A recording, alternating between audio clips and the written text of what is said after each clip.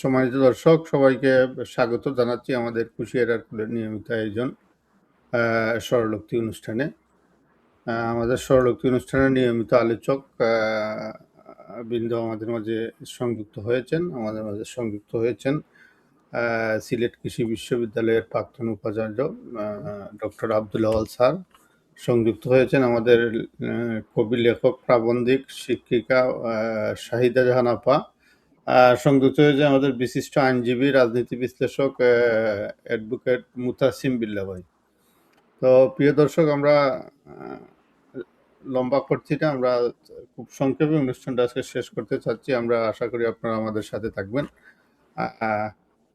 আমরা আজকে যে আলোচনার বিষয় নির্ধারণ করেছি সেটা হচ্ছে যে বঙ্গবন্ধু শেখ হাসিনা ও তাদের স্বজনদের নিয়ে আনিত মিথ্যা অভিযোগ এবং রাজনৈতিক বাস্তবতা নিয়ে। এখন সেই 71 থেকে আজ অবধি পর্যন্ত বঙ্গবন্ধুর পরিবার, আত্মীয় স্বজন, বঙ্গবন্ধু এবং শেখ হাসিনাকে নিয়ে মিথ্যা অপবাদ চলেই আসছে। আমরা সেই অভিযোগগুলার এবং রাজনৈতিক বাস্তবতা নিয়ে আলোচনা করতে চাই। বিশেষ করে যে বঙ্গবন্ধু রক্ষী বাহিনী করেছিলেন, এটা নিয়ে বঙ্গবন্ধুর বিরুদ্ধে অভিযোগ। শেখ কামাল ব্যাংক ডাকাতি করেছে, কার স্ত্রীকে নাকি নিয়ে এসেছে, এইরকম যে বিভিন্ন অভিযোগ, রাজনৈতিক প্রপাগান্ডা। শেখ হাসিনা ভারতে কেমন ছিলেন এর আগে, বর্তমানে কেমন আছেন, বা শেখ হাসিনা পালিয়ে গেছেন, বা শেখ হাসিনার পরিবারের লোকজন বা আত্মীয় স্বজন জানতো যে 5ই আগস্ট ঘটে যাবে, তারা সব পালিয়ে গেছে আগেই। এমনি বিভিন্ন রকমের নেগেটিভ আছে এবং সৃষ্টি করে এটা অপবাদ দিতে চাচ্ছে যে বিরোধী চক্র। এই বিষয়গুলা নিয়ে আমরা একটু আলোচনা করতে চাই। আলোচনার শুরুতে স্যারের কাছে একটু যাই। স্যার, বঙ্গবন্ধুর বিরুদ্ধে যে অভিযোগটা তারা উত্থাপন করে যে রক্ষী বাহিনী দিয়ে উনি কি করতে চাচ্ছিলেন বা বাকশালের বিষয়টা, এই সংক্ষেপে যদি একটু বলেন যে এই দুইটা অভিযোগের বাস্তবতা কতটুকু। ধন্যবাদ আপনাকে এবং দর্শকবৃন্দকে। আমাদের আজকে আগস্ট মাস, বাংলাদেশের সুখের মাস।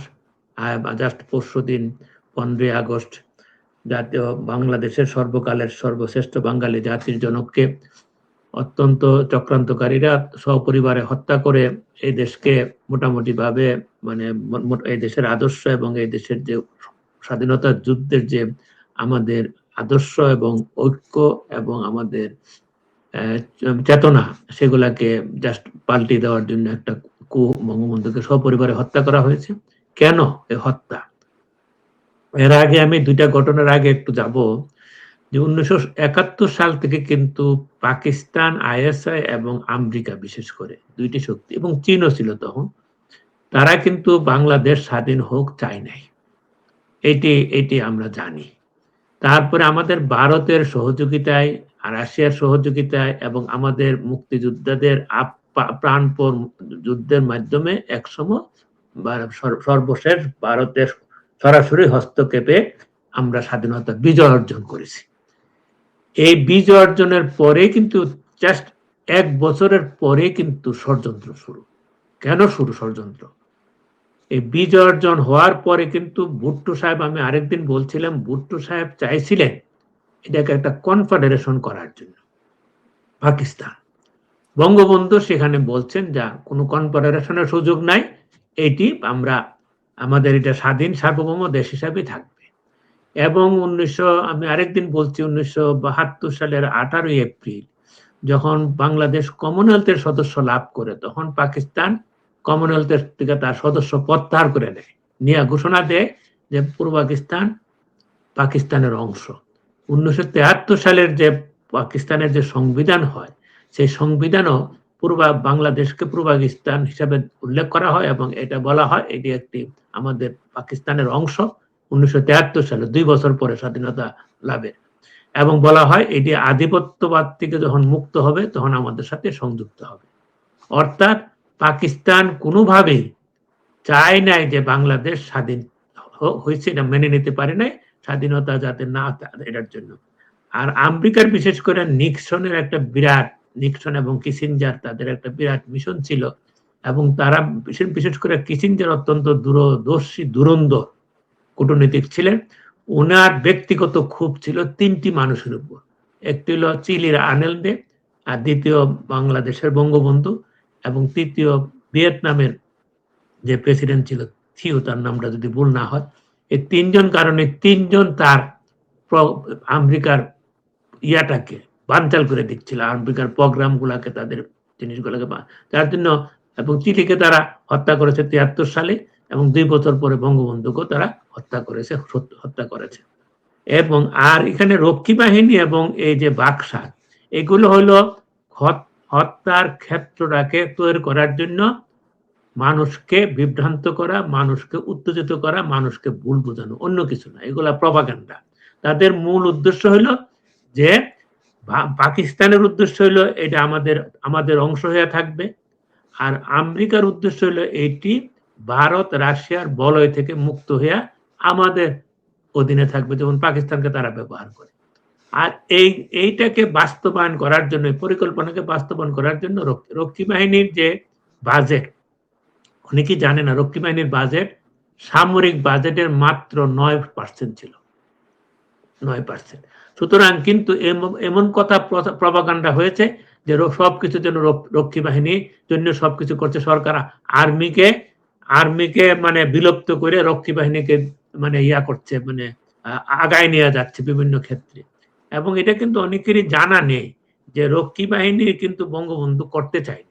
যারা মুক্তিযোদ্ধা, যারা নাকি অনেক ছাত্র মুক্তিযুদ্ধে ছাত্রত্ব চলে গেছে, অনেকে চাকরি পেতে চলে গেছে, কিন্তু একটা বড় অংশ তারা কোথাও যাওয়ার জায়গা ছিল না। তারা হয়তো তাদেরকে কন্টেন করার জন্য, তাদেরকে দেওয়ার জন্য বঙ্গবন্ধু কিন্তু প্রথম এই তাদেরকে দিয়েছিল ইয়ার সাথে, এই যে আজকে বিজেপি, তখন তো এটা ছিল বর্ডার গার্ড বাংলাদেশ, তাদের সাথে দিয়েছিল, পিলখানার সাথে একত্রিত তাদেরকে দিয়ে দিয়েছিল। কিন্তু ১ মাস না যাইতেই পিলখানাতে এই মুক্তি বাহিনী এবং এই বিডিআর এর মধ্যে মানে এরকম সশস্ত্র যুদ্ধ শুরু হয়ে গেল, মানে গোলাগুলি এমন পর্যায়ে হয়েছে যে বঙ্গবন্ধু স্বয়ং নিজে পিলখানায় এসে এই গোলাগুলি কিন্তু থামাইতে হয়েছে। উনি নিজে না, এটার ভয়াবহতা যাচ্ছিল, উনি এসে তখন থেকে উনি চিন্তা করলেন যে এইটা তো মুশকিল, এখানে তো তাদেরকে রাখলে তো মুশকিল। তখন উনি ওই মেজর নুরুজ্জামানকে আর্মির নুরুজ্জামানকে ডেকে এনে বললেন যে তাদেরকে একসাথে রাখা যাবে না, তাদেরকে তো একটু আলাদাভাবে না করলে তো তারা সমাজে একটা বিশৃঙ্খলা সৃষ্টি হবে। তখন কিন্তু এই রক্ষী বাহিনী নাম দিয়ে আলাদাভাবে তাদেরকে করা হয়েছে, এবং সেখানে রক্ষী বাহিনীকে সীমান্ত থেকে আরম্ভ করে বিটিআর কে হেল্প করা, চোরাচালানি বিভিন্নভাবে হেল্প করা, এবং এই রক্ষী বাহিনী যে অনেক প্রপাগান্ডা সেগুলো জাসদে করেছে যে ৩০,০০০ জাসদের কর্মীকে রক্ষী বাহিনী হত্যা করে। আমি একবার বলছিলাম যে ৩০,০০০ না, ১০০ নাম দেন, ১০০ নাম দেন, ১০০ নাম দেন যে ১০০ জন হত্যা করছে রক্ষী বাহিনী। সেই নামও কিন্তু তারা দিতে পারবে না। যে একটা হত্যা হয়েছে সেটা হলো অন্য কারণে, সেটা তাদের কোনো রাজনৈতিক না। আবার বাকশাল নিয়েও কিন্তু এভাবে প্রপাগান্ডা যে একদল করে ফেলছে। বাকশাল নিয়ে আমি আরেকদিন আলোচনা করবো, আজকে শুধু এটুকু বলতে চাই, একদল কিন্তু নয়, এটা ছিল একটা জাতীয় দল। এবং বাকশাল ছিল জাতীয় দল কি, যেমন ইলেকশন যে ৭৩-এর যে ইলেকশন হয়েছে, সেখানে আওয়ামী লীগ ভোট পেয়েছিল ৭৩.২০%। আর অন্য দলগুলা ভোট পেয়েছিল, যেমন এখানে মুজাফফর ভোট পেয়েছিল ৮.৫%, আর জাসদ ভোট পেয়েছিল ৬.৫%, আর ভাসানী ন্যাপ ভোট পেয়েছিল ৫.৫%, আর অন্যান্য আরেক সব দল কিন্তু ১%-এর নিচে ভোট ছিল। অর্থাৎ বঙ্গবন্ধু কিন্তু সব দলকে বলছে যে আমি একটা জাতীয় দল করতে চাই, কারণ দেখা যাচ্ছে যে আমাদের মধ্যে এত বিশৃঙ্খলা হচ্ছে, কেউ কারো মানতেছে না, আমি জাতীয় দল করতে চাই একটা কন্ট্রোল করার জন্য। একটা সাময়িকভাবে উনি ৩ থেকে ৫ বছরের সময় নিয়েছিলেন। এখন অন্যরা সাড়া দেয় নাই, সাড়া দিছে কে, ২টা পার্টি, একটা হলো ন্যাপ মুজাফফর আর কমিউনিস্ট পার্টি। তো ন্যাপ মুজাফফরের 8.5% ভোট তো পাওয়া গেছে। বঙ্গবন্ধুর আওয়ামী লীগ পেয়েছিল 73%, 81%। আবার কমিউনিস্ট পার্টি পাইছিল 1% এর নিচে ভোট, অর্থাৎ 82% এর সমর্থন নিয়ে তিনটা দল রাজি হলো, তিনটা দল নিয়ে বাংলাদেশ কৃষক শ্রমিক আওয়ামী লীগ করছে এবং করার পরে সেখানে একটা দ্বিতীয় বিপ্লবের উনি ডাক দিছেন। প্রথম বিপ্লব ছিল স্বাধীনতার সংগ্রাম, দ্বিতীয় বিপ্লব মুক্তির সংগ্রাম। বঙ্গবন্ধু বলছে 7ই মার্চের বচনে, আমার এবারের সংগ্রাম স্বাধীনতার সংগ্রাম, এবারের সংগ্রাম মুক্তির সংগ্রাম। তখন একজন পরবর্তী বঙ্গবন্ধুকে জিজ্ঞাসা করছিলেন গিয়াস কামাল সাংবাদিক, যে বঙ্গবন্ধু আপনি 7ই মার্চের ভাষণে এই স্বাধীনতার কথা বলছেন, মুক্তির কথা বললেন কেন? বঙ্গবন্ধু বলছিলেন স্বাধীনতার তো আমরা পেয়েছিলাম 47 সালে। আমরা কি স্বাধীনতা পেয়ে কি আমরা প্রকৃত স্বাধীনতা হয়েছি? স্বাধীন তো হয় নাই। অর্থাৎ এই জন্য এইবার স্বাধীন আমরা হয়েছি, কিন্তু এখন মুক্তির জন্য আমি দ্বিতীয় বিপ্লবের ডাক দেব। এবং সেটাই ছিল দ্বিতীয় বিপ্লবে। এইটা 1975 সালে উনি বঙ্গবন্ধু একটি জাতীয় দল করে, এই জাতীয় দলের মাধ্যমে দ্বিতীয় আমি তো বিপ্লবের শুনতে পাচ্ছি না, আবার শুনতে পাচ্ছেন? আচ্ছা, দ্বিতীয় বিপ্লবের ডাক দিচ্ছে। এখন এই দ্বিতীয় বিপ্লবটাকে ডাকের আমি আরো পরে বিস্তারিত বলবো। এইটার এই দ্বিতীয় বিপ্লবের ডাকটাকে ভুলভাবে ব্যাখ্যা করে জনগণে এরকম প্রচার করছে যে বঙ্গবন্ধু একটা দল চালানো করছে। কারণ সেখানে কিন্তু এই দ্বিতীয় বাকশালের মধ্যে কিন্তু সমস্ত আর্মির চিফ জিয়া রহমানও বাকশালের সদস্য হয়েছিলেন। সেখানে কর্মচারীরা, সেখানে সাংবাদিকরা, বিশ্ববিদ্যালয়ের শিক্ষকরা সবাই কিন্তু বাকশালে যোগ দেওয়ার জন্য কিন্তু একটা বিরাট লম্বা লাইন হয়ে শুরু হয়ে গেছিল। সুতরাং এই জন্য কিন্তু বাকশাল একটা জাতীয় দলের মতো ছিল। সুতরাং এই জন্যই বলবো, সময় অনেক নিয়ে নিছে, আমি আমার আরো দুজন আছে, অর্থাৎ এই যে রক্ষী বাহিনী বাকশাল নিয়ে যে প্রপাগান্ডা, এগুলা জাস্ট বঙ্গবন্ধুকে সপরিবারে হত্যার ক্ষেত্রকে তৈরি করার জন্য এই প্রপাগান্ডা গুলা করাইছে, মানুষকে পিছিয়ে তোলার জন্য, মানুষকে উস্কানি দেওয়ার জন্য, মানুষের মনে বিদ্বেষ সৃষ্টি করার জন্য এই সমস্ত প্রপাগান্ডা করা হয়েছে। তাদের মূল মিশন ছিল বঙ্গবন্ধুকে সপরিবারে হত্যা করে এই দেশটাকে জাস্ট পাকিস্তান, প্রো পাকিস্তানি একটি ইসলামী অগ্রবাদী দেশ তৈরি করা, এটাই ছিল তাদের মূল উদ্দেশ্য। আমি বঙ্গবন্ধুর এই পর্যন্ত বইলেই আমি আপাতত শেষ করছি। পরবর্তী সময় সুযোগ পেলে বঙ্গবন্ধুটা বলবো, আর অন্যরাও বলবেন। সবাইকে ধন্যবাদ। আপনাকে একটু জানি, আপনার 5ই আগস্টের পরে তো পুরাটা দেশ জুড়েই এটা আলোচনা হইচই শুরু হয়ে গেছে যে বঙ্গবন্ধুর পরিবারের লোকজন 3 তারিখ থেকেই দেশ থেকে পালিয়ে যাওয়া শুরু করেছে। তো শেখ হাসিনা এবং শেখ হাসিনার পরিবার জানতেন যে সরকারের পতন হয়ে যাচ্ছে। নেগেটিভটা এরকম আর কি, যে সরকারের পতন হয়ে যাচ্ছে, কিন্তু দেশবাসীকেও জানাননি, দলীয় নেতাকর্মীকেও তারা জানাননি, কিন্তু তারা নিজের মতো করে তারা আগেই সেফ জোনে চলে গেছে। এই অভিযোগটা আমি অন্তত মানতে পারি না। তো এই অভিযোগটা আমি যে মানতে পারি না, না মানার মধ্যে কি যুক্তি আছে, কি বাস্তবতা আছে, আমি আপনার মুখ থেকে একটু শুনি, কি বলতে চান?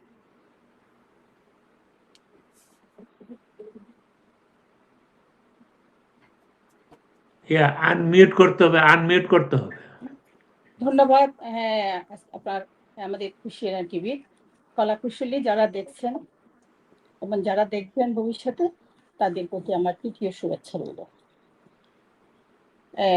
5 আগস্ট, হ্যাঁ, এবং 15ই আগস্ট, এই যে বাংলাদেশের রাজনীতিতে বঙ্গবন্ধু, শেখ হাসিনা পরিবার, এগুলো কেবল একটি নাম নয়, এগুলি হলো, এই নামগুলো হলো বাংলার ইতিহাস, রাষ্ট্র, মুক্তিযুদ্ধ, স্বাধীনতা এবং এই যে নিষ্ঠুর হত্যাকাণ্ড পালাবদলের পাশাপাশি আলোচনা করতে গেলে এগুলো অনেক আবেগ দিয়ে কিন্তু আলোচনা করতে হবে। এই যে বারবার হ্যাঁ, হঠাৎ হঠাৎ করে অফ হয়ে যাচ্ছে কেন? এই যে আমি আইন, আবার শুনতে পাচ্ছি। যে এই সমস্যা আইন আমার। প্রমাণ এবং বাস্তবতাকে সামনে রেখে গুরুত্ব দিতে হবে। কোনো অভিযোগ উঠলে যে সত্য হবে তা নয়, আবার কোনো অভিযোগকে আমরা মিথ্যা বলে উড়িয়ে দিতেও চাই না। আমরা চাই এটা ন্যায়সঙ্গত আলোচনা, তদন্ত, স্বচ্ছতা, জবাবদিহিতা। এই যে আমরা যদি আলোচনা করি তাহলে দেখতে পাই 2025 সালে 12ই নভেম্বর পর্যন্ত শেখ হাসিনার বিরুদ্ধে 528টি মামলার কথা জেনেছি। পরবর্তীতে আমরা ওখান থেকে 324টি হত্যাকাণ্ড মামলা, 7টি দুর্নীতি মামলা। পরে অবশ্য ডেইলি স্টার তার প্রতিবেদনে জানায় 663টি মামলা, তৎমধ্যে 453টি মামলা হলো হত্যাকাণ্ড। আচ্ছা গেলা, একজন প্রধানমন্ত্রীর বিরুদ্ধে এতগুলো মামলা আমি বিশ্বের কোথাও দেখিনি। এই যে জননেত্রী শেখ হাসিনা যদি জানতো তার পতন হবে, তাকে মেটিকুলাস ডিজাইন করে তাকে ক্ষমতাচ্যুত করা হবে, তাহলে কেন এই যে 5 তারিখের যে মিছিল ছিল সেই মিছিলটা বন্ধ করে দিল? যে 4 তারিখের আগস্টের একটা শোক মিছিল ছিল, তাহলে সেই শোক মিছিল 5 তারিখে সেটা কেন বন্ধ করে দেওয়া হলো? কথা হলো জননেত্রী শেখ হাসিনা চেয়েছিলেন এই যে একেবারে যেই প্রথার বিরুদ্ধে যে আন্দোলনটা শুরু হয়েছিলেন, বঙ্গবন্ধুর স্লোগান দিয়ে, জয় বাংলার স্লোগান দিয়ে, মুক্তিযুদ্ধের স্লোগান দিয়ে, সেই আন্দোলনটা একেবারে তিনি আইনের প্রক্রিয়ায় তিনি শেষ করেছেন। যেহেতু আইনের প্রক্রিয়ার মধ্য দিয়ে যাচ্ছেন, আইনকে তিনি সবসময় সমান গুরুত্ব দিয়েছেন। আইনকে গুরুত্ব দেওয়ার ফলে যে তিনি চিন্তাও করতে পারে নাই যে তার বিরুদ্ধে এত বড় একটা মেটিকুলাস ডিজাইন করে জঙ্গি হামলা করা হবে। তাহলে যেখানে নিজে শেখ হাসিনা নিজের বোনটি, নিজের আপন বোনকে তো সরিয়ে দিতে পারতো, তাহলে যেখানে আত্মীয় স্বজনের কথা বলা হচ্ছে, হ্যাঁ, তারা যার যার মতো করে চলে গিয়েছেন বা পরে গিয়েছেন, এটা যে আগে গিয়েছেন এমন কোন তথ্য সত্যতা নেই। হয়তো তারা পরবর্তী সময়ে আমরা দেখেছি অনেক নেতা কর্মীরা বাইরে আশ্রয় নিয়েছেন, সেটা আমরা দেখেছি, কিন্তু এমন কোনো তথ্য নেই যে শেখ হাসিনা তাদেরকে বলে তাদের পরিবারের সবাইকে যে দেশের বাইরে পাঠিয়ে দিয়েছেন। ওদের কোনো আইনি ভিত্তি নেই, সত্যতা নেই।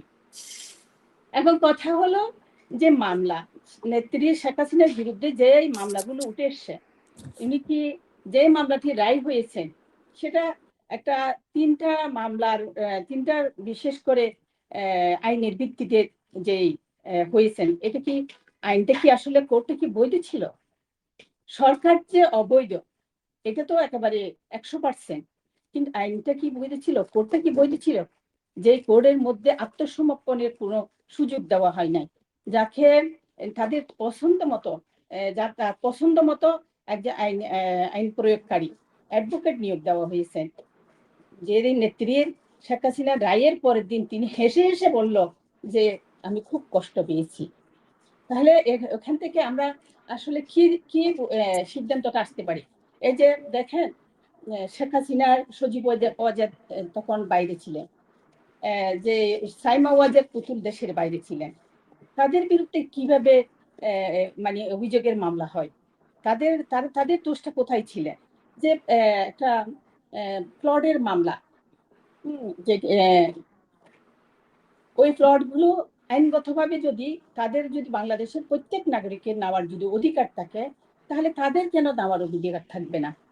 বাংলাদেশের প্রত্যেকটি নাগরিকের যদি সমান অধিকার থাকে, তারও তো বাংলাদেশের নাগরিক। বঙ্গবন্ধুর যা যে সম্পদ ছিলেন সবগুলো তো আসলে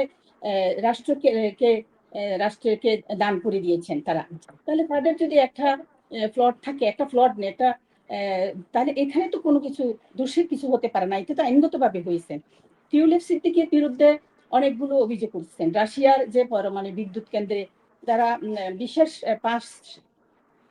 কত মিলিয়ন বিলিয়ন মানে টাকা তাদের রাশিয়া তাদেরকে দিয়েছেন, ঘুষ হিসেবে দিয়েছেন। রাশিয়া কিন্তু এটা নিয়ে একেবারে ক্ষিপ্তভাবে তারা বিরোধিতা করেছেন। তারা অভিযোগ জানিয়েছেন যে রাশিয়া এমন একটি দেশ, তারা কখনো ইয়া করে না, ঘুষ দেয় না, আইনগতভাবে তারা পেয়েছে। এটাই তারা মানে কোনোদিন তারা মানে ঘুষ দেয় না, এটা রাশিয়া নিজেরাই এসে বলে গেছেন। এখন কথা হলো 2008 সালের সময়ও শেখ হাসিনার বিরুদ্ধে অনেক মামলা হয়েছিলেন, যেটা আন্তর্জাতিক 7-8 সালে তত্ত্বাবধায়ক সরকারের সময় যখন মঈনুদ্দিন ফখরুদ্দিনের আমলে, তখনই কিন্তু বিশ্ব আন্তর্জাতিকভাবে এই মামলাগুলো গ্রহণযোগ্যতা পায়নি। আজকের বাস্তবতা আরো জটিল। 2024 সালে 5 আগস্টের পর শেখ হাসিনা তার আত্মীয় স্বজন নেতাকর্মীদের বিরুদ্ধে যেভাবে গণহারে মামলা হয়েছে, এটা যে একেবারে বিশ্বই নজির। শেখ রেহানা, সজীব ওয়াজেদ জয়, সাইমা, এদের বিরুদ্ধে পর্যন্ত। তারপর হলো যাত্রাবাড়ি হানি ফ্লাইওভারের টোল প্লাজার ফল বিক্রেতা যে ফরিদুদ্দিন, এর মামলায় শেখ হাসিনা সহ 21 জনের বিরুদ্ধে মামলা করা হয়েছে। আসলে যখন যে মামলাটি রায় হচ্ছে, তখন বিকেল, যে মারা গেছে সে বিকেলে, তো বিকেলে কি শেখ হাসিনা ওই যে ভারতে তাকে সামরিক হেলিকপ্টারে করে তাকে ভারতে যখন পার করে দেওয়া হচ্ছে, হ্যাঁ, তখন কি উনি ওই ফ্লাইট থেকে কি নির্দেশ দিয়েছেন যে মানুষকে হত্যা করার জন্য? তারপর হলো 2024 সালে জুলাই যে সহিংসতা হয়েছে, পরবর্তী সময়ে এটা সবাই বুঝতে পেরেছেন এটা একটা জঙ্গি হামলা। যেই অস্ত্র দ্বারা হত্যা করেছেন সেটা পাকিস্তান থেকে আনা হয়েছে, পাকিস্তানের, এটা কোনো আমাদের সাধারণ পুলিশের হাতে নেই। আর যে মামলায় শেখ হাসিনাকে আদেশ এবং তিনি আদর্শক্রমে যে ফাঁসি রায় দেওয়া হয়েছে, আসলে এই রায়গুলো, যেমন ধরেন পুলিশের একটা আইন আছে, তাদের আইনগতভাবে তারা কোথায় যে কোন সময়ে তারা গুলি করতে পারবেন, তারা আত্মরক্ষা করার জন্য গুলি করতে পারবে, সেগুলো তাদের আইনে লেখা আছে। তাহলে শেখ হাসিনাকে আবার একজন দেশের প্রধানমন্ত্রীকে যে আইন দ্বারা যে পুলিশ বাহিনী, যে আর্মি, সেনাবাহিনী, এগুলোর তো একটা আইন আছে, তাদের আইনের ধারা দিয়ে তারা কিন্তু চলে। কিন্তু এইখানে প্রধানমন্ত্রীর কোনো হস্তক্ষেপ করতে হয় না এবং বলতেও হয় না। আচ্ছা আপনি বলছিলেন যে 111-এর সময় শেখ হাসিনা লন্ডনে চিকিৎসা করতে গেছিলেন। আমি মুতাসিফ ভাইয়ের কাছে একটু জানি যে আমরা তো জানি উনি চিকিৎসার জন্য গেছিলেন 111-এর সময় লন্ডনে। তো এইটাও যুক্তরাজ্যে গেছে, যুক্তরাজ্য থেকে তারপরে লন্ডনে চলে গেছিলেন। আচ্ছা, এখন এইটাও ওনার বিরুদ্ধে অভিযোগ যে উনি নাকি 111-এর সময় দেশ ছেড়ে চলে গেছিলেন। আপনি এই বিষয়ে কি বলবেন? ধন্যবাদ। বিষয়টা হচ্ছে কি, আপনার মাধ্যমে সমগ্র বাংলাদেশের মানুষ যারা বাঙালি, বঙ্গবন্ধু এবং বাংলাদেশকে প্রতিনিধিত্ব করে, যারা শুনছে, ভবিষ্যতে শুনবে, তাদের প্রত্যেকেই আগস্ট মাসের যে শোকাবহ আগস্ট, যার প্রস্তুতি 75-এর 15ই আগস্ট পর্যন্ত বাঙালির ছিল না, যে পাকিস্তানরা বারবার আগস্ট মাসে আঘাত আনতে পারে, আজ বাঙালি সতর্ক। সেই শোকাবহ আগস্টের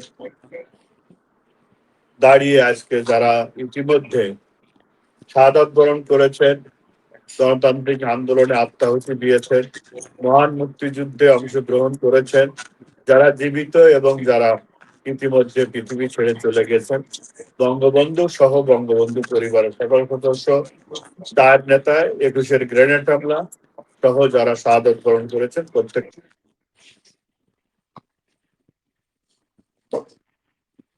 শোনা যাচ্ছে না। মুতাসিম ভাইকে নেটে খুব সমস্যা করতেছে, বারবার ওনার স্ক্রিনটা কালো হয়ে যাচ্ছে।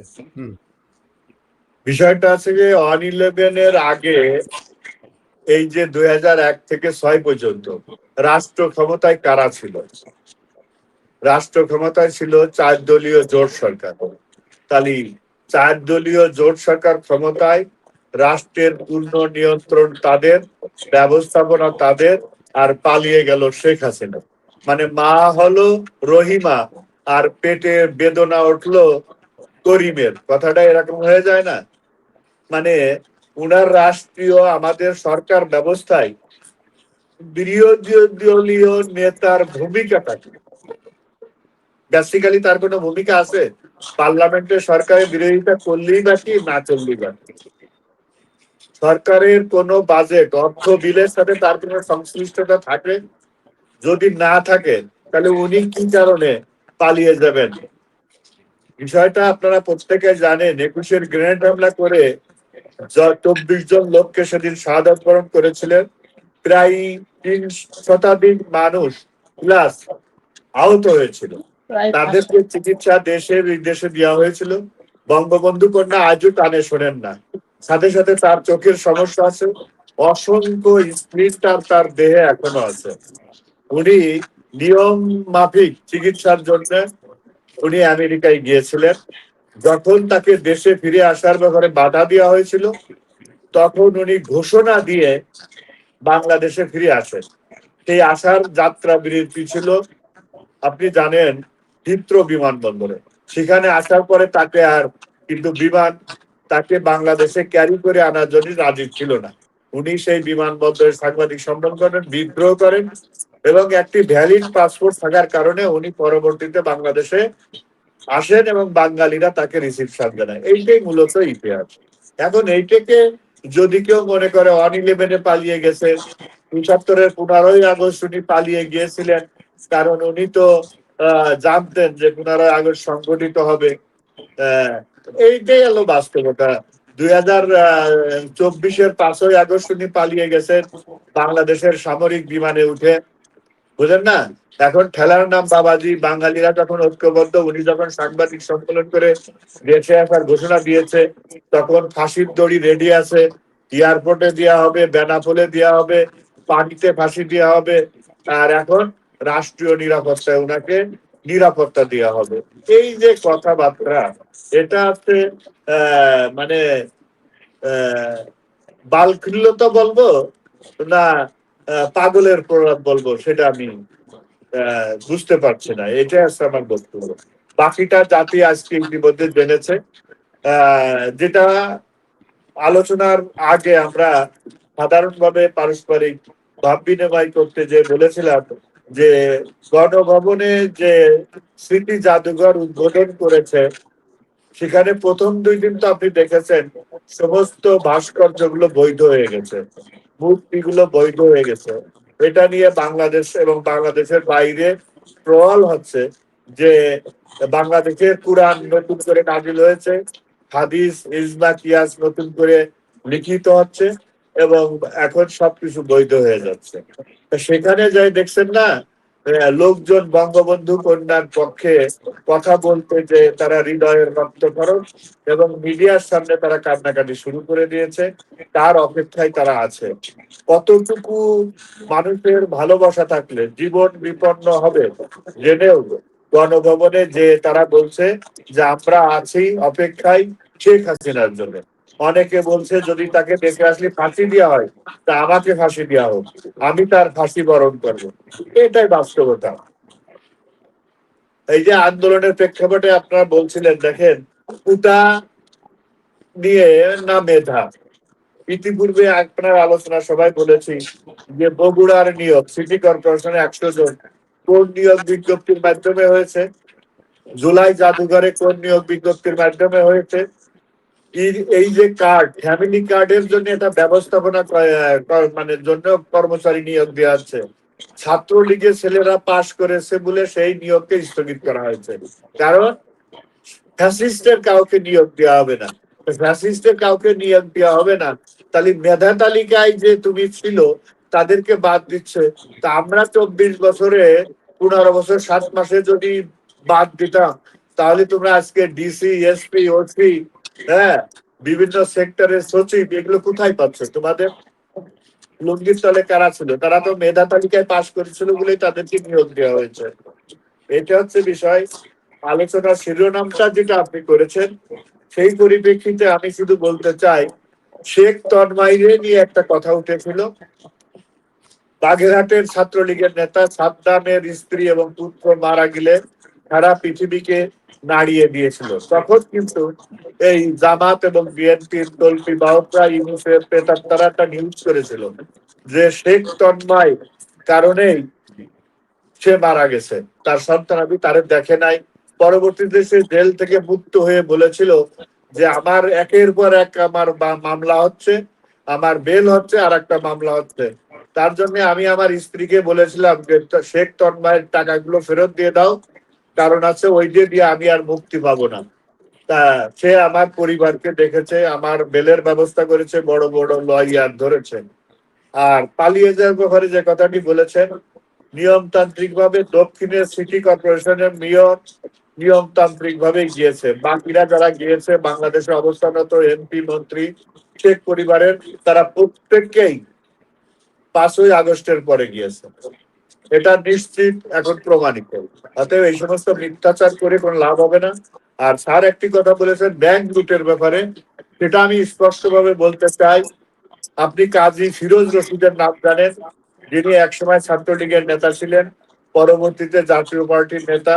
উনি বলেছিলেন যে সেদিন আমরা একটি বিশেষ খবর পেয়ে যে জাসদের গণবাহিনীর লোকরা ওখানে তাদের সশস্ত্র অবস্থায় ভোগ করতেছে, এই খবরটা পেয়ে ঢাকা জেলার এসপি এবং কাজী ফিরোজ রশিদের সাথে ছিল উনি, এই নবাবপুর থেকে একই গাড়িতে আসতেছিলেন।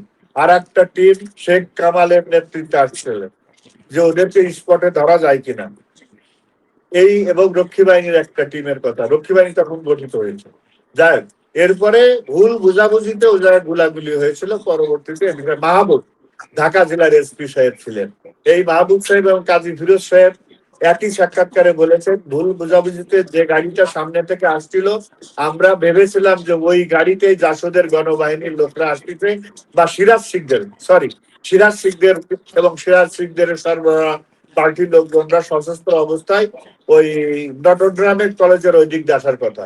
ফলে এই এসপি মাহবুব এবং ফিরোজ ভাইদের গাড়ি বহনকারী পুলিশের লোকরা গুলি করে এবং ওই গুলিতে গুলি বিনিময় হয়। মূলত ঘটনাটা হচ্ছে এইটাকে ব্যাংক লুট। পরবর্তীতে কি এই ৭৫ পরবর্তী যতগুলো সরকার আসছে, কোন সরকার কি প্রতিবেদন দিয়েছে যে বাংলাদেশ ব্যাংকের ভোট ভেঙে ডাকাতি করার জন্য কামাল এর সাথে জড়িত ছিল, বা বাংলাদেশ ব্যাংকের ভোট ভেঙে ডাকাতি করা যায়? আজও পর্যন্ত সেন্ট্রাল ব্যাংকের কোন ব্যাংকের ভোট ডাকাতি করা যায়? এটা নিছক একটা মিথ্যাচার।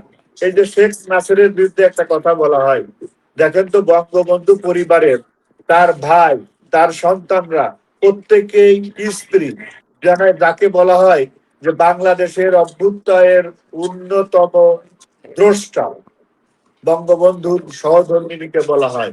এই যে আজকের বাংলাদেশের প্রধানমন্ত্রী, উনিও কিন্তু নজরবন্দি ছিলেন মহান মুক্তিযুদ্ধের সময়। সেই অবস্থায় এই বীর সন্তান জয়ের জন্ম হয়েছে। তাহলে অপার পক্ষে যারা আজকে রাজনীতি করে, তাদের পরিবারের লোকরা পাকিস্তানে থাকে, পাকিস্তানের নৌবাহিনীর পক্ষে আমাদের বাংলাদেশের বিপক্ষে যুদ্ধ করে নাই। স্বাধীনতা পরবর্তী রিপ্যাট্রিয়েট হয়ে বাংলাদেশের সেনাবাহিনী, সামরিক বাহিনীর অনেক কর্মকর্তা কর্মচারী বাংলাদেশে এসেছে, কিন্তু জিয়া পরিবারের 3 সদস্য কি বাংলাদেশে ফিরে এসেছে? জিয়াউর রহমানের বড় ভাই নৌবাহিনীর অফিসার ছিল মিজানুর রহমান, উনি দেশে ফিরে এসেছে। আজকে কারা এই সার্টিফিকেটটা দিচ্ছে? যারা ৭১-এর পরাজিত শক্তি জামাত ইসলাম, নেজাম ইসলাম, হেফাজতে ইসলাম এবং বিএনপির ভিতর যারা আজকে জড়িত, সেই ৭১-এর পরাজিত শক্তির তল্পিবাহকরা, তারা আজকে মুক্তিযুদ্ধ এবং মুক্তিযুদ্ধের বয়ান লেখেন। সে জায়গায় আপনি কি পাবেন বলেন? এটাই জি বাস্তবতা। জি আচ্ছা, স্যার, এই যে আমি আরো একটা বিষয় আপনার কাছে একটু বুঝি। এই যে আপনি দেখবেন যে কিছু নেগেটিভ যখন চলে আসে, এই যে মনে করেন এই যে মুতাসিম ভাই যেটা বলছিলেন যে তাপস পরশ সাহেব এদের বিরুদ্ধে যে অভিযোগগুলা নেগেটিভ গুলা মার্কেটে ছাড়া হয়, এই ভোট বাহিনী ছাড়ে, তখন এই নেগেটিভ গুলা আমাদের সংগঠনের মানে আওয়ামী লীগের বা সহযোগী সংগঠনের কিছু নেতা কর্মী আছে, ওরা এগুলা বিশ্বাস করে। তারা নির্বুদ্ধিতার কারণে করে না, তাদের ভিতরে মানে আওয়ামী বিরোধী কোনো মানসিকতা কাজ করে সেটা আমি জানি না। তবে তারা এটা লুপে নিয়ে আত্মসমালোচনার নামে তারা এগুলো নিয়ে ফেসবুকে লেখালেখি করে বা বিভিন্ন ভার্চুয়াল এই আলোচনায় যে টেলিগ্রাম গ্রুপে, হয়তো টেলিগ্রাম গ্রুপে সবসময় মুতাসিম ভাই ঢুকেন বা শাহিদা আপা ঢুকেন, তারা হয়তো শুনে থাকবেন। ওরা আবার এইগুলাতে এই বিষয়গুলো নিয়ে আলোচনাও করে। তো আমি ওদের কথাই যদি বাস্তব ধরে নিই, তাইলে ওরা দলের জন্য ক্ষতির কারণ নাকি আত্মসমালোচনা আত্মশুদ্ধির একটা ফসল ওদের কাছ থেকে চলে আসে? আপনি কি মনে করেন? আনমিউট করেন স্যার। যেটা মূল প্রশ্ন হলো, আমাদের যারা আওয়ামী লীগ করে, যারা দল করে, তাদের আত্মসমালোচনার জায়গা হলো তার দলীয় ফোরামে, ফেসবুক বা অন্য জায়গা নয়। এটাকে মানতে হবে। দল করলে দলের ভুল ভ্রান্তি থাকতে পারে, দলের লোকের মধ্যে অনেক ধরনের থাকতে পারে। এখন শেখ পরিবার, কারণ হলো শেখ পরিবারকে নিয়ে কেন হচ্ছে, কারণ বঙ্গবন্ধু শুধু সর্বশ্রেষ্ঠ বাঙালি না, বঙ্গবন্ধুর জন্য এই দেশটা স্বাধীন হয়েছে। এখন যারা স্বাধীনতা বিশ্বাস করে না, তাদের মনে প্রাণে মানতে পারে, তাদের তো মূল উদ্দেশ্য বঙ্গবন্ধুকে তারা যেভাবে হেয় করা। যেমন এখানে এই যে আমি বললাম যে জামাতের আমির তার মিন্টু রোডের বাসায়, বিরোধী দলের মিন্টু রোডের বাসায় আয়োজন করছে, কি সুন্দর প্রলেপ দিছে, বঙ্গবন্ধুর 7ই মার্চ দেখাইছে এক পাশে, আর এক পাশে বঙ্গবন্ধুর ডিক্টেটর। অর্থাৎ তাদের এই যে একটা দ্বিচারিতা, যেখানে বঙ্গবন্ধুকে 7 মার্চের বারণ দিয়ে একটু হিরোর মতন করাইলেন, কিন্তু সাথে সাথে বললেন যে উনি একজন ডিক্টেটর ছিলেন। বঙ্গবন্ধু কি ডিক্টেটর করলেন?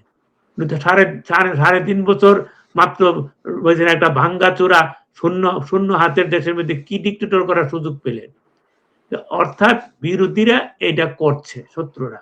আমাদের দলের যেটা সমস্যা, কিছু কিছু সবার না, আমরা মনে করি কেউ বলবে বঙ্গবন্ধু কন্যা শেখ হাসিনা, শেখ রেহানা বলে কি শেখ হাসিনা ঠিক আছে, শেখ হাসিনা ঠিক নাই। কেউ বলবে ওনারা ঠিক আছে, সতীশ জয় ঠিক নাই, ইয়া ঠিক আছে, সাইমা ওদের ঠিক আছে। এগুলা কিন্তু বিভ্রান্তি, এগুলা বিভ্রান্তি। শেখ পরিবারের বঙ্গবন্ধু কন্যা শেখ রেহানা জয় পুতুল, তারা একটা পরিবার। সুতরাং তাদের মধ্যেও কিন্তু একে অপরের মধ্যে ওই ভোট বাহিনী ভুল বোঝাবুঝি করার জন্য, আওয়ামী লীগের কর্মীদেরকে, জনগণকে বিভ্রান্ত করার জন্য এগুলা ছাড়ে। জনগণ বিভ্রান্ত হয়, কিন্তু আওয়ামী লীগের কর্মীরা যদি বিভ্রান্ত হয়, এটা দুর্ভাগ্য। কারণ তাদের বিভ্রান্ত হওয়ার কোনো সুযোগ নেই। তাদের যদি কোনো প্রশ্ন থাকে, কোনো প্রশ্ন থাকে যে ঠিক আছে জয়ের কাজ বা শেখ রাগানার কাজ বা শেখ হেলালের কাজের কোনো প্রশ্ন থাকে, মানুষ ফিরিস্তা নয়, ভুল হইতে পারে, সেটা তারা দলীয় ফোরামে বলবে। এটা হলো আমার মূল জিনিস, এর বাইরে কিছু না। আর শেখ হাসিনা, আমি একটা কথা বলি শেষ করব, কারণ যদি আলোচনা সংক্ষিপ্ত করতে দরকার। কেন শেখ হাসিনা আজকে, এটা কিন্তু 2000 সালে আপনাদের সবারই মনে আছে, 2000 সালে যখন ক্লিনটন বাংলাদেশে প্রথম আসে, একজন আমেরিকার প্রেসিডেন্টের প্রথম, এবং এটি আমেরিকার প্রেসিডেন্ট, আর কোনো প্রেসিডেন্ট আসে নাই। সেখানে বাংলাদেশ থেকে গ্যাস নিতে এসেছিল, যে গ্যাস নিয়ে আজকে তুলফা সারা দেশে। বঙ্গবন্ধু কন্যা বলছিলেন আমি 50 বছরের মজুদ থাকার পরে আমি গ্যাস রপ্তানি করতে রাজি আছি। কিন্তু সেদিন বেগম খালেদা জিয়া বিরোধী দলের নেত্রী, ওনার সাথে ক্লিনটন দেখা হয়েছে, উনি বলছেন যে আমরা গ্যাস দিয়ে দেব, গ্যাস রপ্তানি করতে কোনো অসুবিধা নেই। এর 6 মাস পরে যখন 2000 সালের অক্টোবরে যখন বঙ্গবন্ধু কন্যা প্রধানমন্ত্রী হিসাবে আমেরিকা ভিজিট করলেন, রাষ্ট্রীয় সফরে গেলেন, সেখানেও কিন্তু আবার ক্লিনটন আবার তারা কিন্তু আবার গ্যাসটার কথা আবার বললেন যে গ্যাস আমরা চাই, এবং সেখানে ভারতও এটার সাথে সহযোগী ছিল। কিন্তু বঙ্গবন্ধু কিন্তু একই কথা, we must ensure our resources for আমাদের। এরপরে রপ্তানির কথা, সেখান থেকে এটাই কিন্তু টার্নিং পয়েন্ট। আমেরিকার জন্য ওইটা ছিল টার্নিং পয়েন্ট, যে তারা দেখে যে এই শেখের বেটি তো পিতার মতোই দৃঢ়চেতা, রাষ্ট্রের ব্যাপারে তাকে নরম করা। সেখানে কিন্তু তারপরে পরে অনেকের বিশ্লেষণে 2001 সালে মানে তখন শেখ হাসিনা ক্ষমতা হারায়, ষড়যন্ত্র সেখান থেকে শুরু। 2001 সালে কিন্তু ষড়যন্ত্র করে বিএনপিকে জিতানো হয়েছে, এটা পরিষ্কার। 2008 সালে আওয়ামী লীগ সমর্থন পেয়েছে, আমেরিকার সমর্থন পেয়েছে, পশ্চিমারা সমর্থন পেয়েছে। কেন? শেখ হাসিনাকে পছন্দ করে সমর্থন দিছে? নো, পরিষ্কার বোঝা দরকার। তারেক জিয়ার অত্যাচারে আমেরিকা, পশ্চিমা বিশ্ব, চীন সহ এতটা অতিষ্ঠ হয়েছে যে তারা বাধ্য হইয়া তারা শেখ হাসিনাকে সাপোর্ট করছে, মানে অর্থাৎ একটা মনোসমর্থন দিয়েছিল, যেটা একটা নিরপেক্ষ বাংলাদেশের মধ্যে সবচেয়ে গ্রহণযোগ্য নির্বাচন 2008 সালে। সেখানে বঙ্গবন্ধু কন্যা সেখানে গেছে। আমেরিকার সাথে শেখ হাসিনাও কিন্তু চেষ্টা করছে কিছুটা সমঝোতা করতে, কিন্তু পারে নাই। কেন? আমেরিকার চাওয়া এত, এখন দেখতেছেন না যে কত, যে গোলামি চুক্তি করেও শেষ নাই। একটা গোলামি চুক্তি করার পরে আবার সামরিক চুক্তি করতে হবে, সব করতে, অর্থাৎ তাদের তাবেদার থাকতে হবে। সেইটা আবার ওইদিকে ওই আমার মায়ানমারের দিকে, ওখানে আবার খ্রিস্টান রাষ্ট্রের ব্যাপারও ওখান থেকে সহযোগিতা করতে হবে। বঙ্গবন্ধু কন্যার ত্যক্ত বিরক্ত হইয়া এক পর্যায়ে উনি বলছেন যে না, আমি নাই। উনি হয়তো সেখানে একবার ত্যক্ত বিরক্ত হইয়া আমেরিকাকে একবারেই ম্যানেজ করছে। হয়তো অনেকে বলবেন যে এতটুকু না করে একটু ট্যাক্টফুল হইলে পারেন। কত ট্যাক্টফুল হওয়া যায়? এদের তো চাওয়ার শেষ না আমেরিকা, তার যতক্ষণ নিতে নেওয়ার একবার তুষার পর্যন্ত তো শেষ না। সেটা বঙ্গবন্ধু কন্যা করতে পারে না, দিকেই আজকে তার এই পরিণতি। কিন্তু আবার আজকে আমেরিকায় কিন্তু বুঝতেছে, তারা যাদেরকে করে আনছে, দেখতেছে যে দেশ তো চলতেছে না, এত কিছু চুক্তি, এত কিছু করার পরও দেশ চালাতে পারতেছে না। আবার তারাই এখন চাচ্ছে যে শেখ হাসিনা ফিরে আসুক। এটা বাস্তব। আমেরিকা চাচ্ছে, ভারত শুধু না, পশ্চিমারা চাচ্ছে। ইউরোপিয়ানের মিটিং হচ্ছে যে শেখ হাসিনা তারা দেশ ঠিক করতে পারবে না। এইটাই হলো শেখ হাসিনার অর্জন, এইটাই হলো সারা জীবনের অর্জন, বঙ্গবন্ধুর অর্জন। বঙ্গবন্ধু অর্জন করে গেছে, দেশ স্বাধীন করে গেছে, একটা পর্যায়ে গেছে। বঙ্গবন্ধু শেখ হাসিনা তার কন্যা দেশটাকে এই পর্যায়ে নিয়ে গেছে। এখন এই যে এখন তাকে যারা ক্ষমতা বসাইছিল, তাকে ক্ষমতাচ্যুত করেছিল, তারাই বলছে তাকে ছাড়া চলবে না। এখানে তার সার্থকতা, এবং এটি ঘটতে যাচ্ছে। এটার মাধ্যমে বাংলাদেশ মুক্ত হবে। আজকের এই দিনে এটি হোক আমাদের শপথ। জি, থ্যাংক ইউ। আচ্ছা আপা, যে আমরা আপনি তো ভার্চুয়াল সভাগুলা করেন, এই যে টেলিগ্রাম গ্রুপে আপনি এটা গ্রুপও আপনার আছে, আপনি তো শুনেন ওদের আলোচনা, ওই যে মাঝে মধ্যে এক দুইজন যে আলোচনা করে, এদের আলোচনা শোনার পরে আপনার কি মনে হয় যে ওরা কি আওয়ামী লীগের ভালো চায়, নাকি ওরা আত্মসমালোচনার নামে আওয়ামী লীগকে দুর্বল করতে চায়? আপনার কাছে কি মনে হয়? আনমিউট করেন। জি, ধন্যবাদ। আসলে আওয়ামী লীগ এটা হলো একটি বিশাল প্ল্যাটফর্ম। এখানে শ্রমিক আছে, দিনমজুর আছে, ঠেলাওয়ালা আছে, এখানে একেবারে উচ্চ দালান কোঠায় থাকে ওরকম লোক আছে। এখানে তো সর্বশ্রেণীর আওয়ামী লীগ দলটা হলেন এক গণমানুষের দল। এখানে ভিন্ন জনের ভিন্ন মত থাকবে, ভিন্ন মতগুলো আমাদেরকে পায়ে উঠে দিতে হবে। আমরা যখন দেখি আমাদের কর্মীদের মধ্যে কিছুটা ক্ষোভ আছে, এটা নাই বললে ভুল হবে। এটা এই ক্ষোভটা হলো আমাদের আওয়ামী লীগের প্রতি না, কিংবা বঙ্গবন্ধু কন্যা জননেত্রী শেখ হাসিনার প্রতি তো মোটেই না। আমরা দেখি যখন যে কেউ যদি শেখ পরিবার কিংবা শেখ হাসিনার কথা বলে, একটু করে যদি কিছু বলতে চায়, অনেকে বট বাহিনীরা তাদের আওয়ামী লীগের নাম ধারণ করে এসে কিন্তু বিভ্রান্ত করতে চায়। সেখানে কেউ যদি একটুকু শেখ হাসিনার পরিবার কিংবা শেখ হাসিনার নামে যদি কিছু বলা হয় তাকে কিন্তু রেখাই দেয় না। আমাদের কর্মীরা নেতাদের কিছু সমালোচনা আত্মসমালোচনা করে, এটা ঠিক আছে, এটা করেছেন এই জন্য যখন আমরা 16 বছর ক্ষমতায় ছিলেন, আওয়ামী লীগ ক্ষমতায় ছিলেন, তখন হাইব্রিডদেরকে আওয়ামী লীগের নেতা কর্মীরা বেশি মূল্যায়ন করেছে। আজকে আমরা দেখতে পাচ্ছি, আমরা মাঝে মাঝে অবাক হয়ে যাই। এই যে খারা ছিলেন আমাদের মিটিং এ, খারা ছিলেন আমাদের মন্ত্রী এমপিদের পাশে বসা, আমাদের কর্মীরা কিন্তু দলীয় যারা কর্মীরা আজকে যারা একেবারে জীবন বাজি রেখে কাজ করে যাচ্ছেন, তারা কিন্তু ছিলেন না। সেজন্য হয়তো তাদের মধ্যে একটু ক্ষোভ আচ্ছা, থাকতে পারে। আবার যেহেতু আপনি তো হাইব্রিড শব্দটা আনছেন, আমি একটু হাইব্রিডের সংজ্ঞাটা একটু আপনার কাছে শুনি। হাইব্রিড আসলে হাইব্রিডের সংজ্ঞাটা হলেন তারা যেই দলে ক্ষমতায় আসে তারা সেই দলেই যায়। এখন এই যে আমাদের দলে 16 বছর ছিলেন, 15 বছর ছিলেন, এখন কিন্তু যারা তারা আবার যারা যে এই দল ক্ষমতায় আসে এই দলেই যায় তো। এই দলেই চলে যায়। আচ্ছা, এরা আমি হ্যাঁ, ঠিক আছে, আমি সংক্ষেপে আপনার কাছে বুঝি যেহেতু আপনি ধন্যবাদ। আমি আরেকটু কথা বলতে চাচ্ছি। যেমন ধরেন আপনার কাছেই আমি আপনার না, কাছেই আমি আমি শুনতে আমি শেষ চাচ্ছি। করে দিব। আমি আচ্ছা, শেষ করে দিব। এই মানুষগুলোকে খারাপ দলে বিরায়। এগুলো আসলে বেশিরভাগ জামাত বিএনপি দুই দলেরও আছে।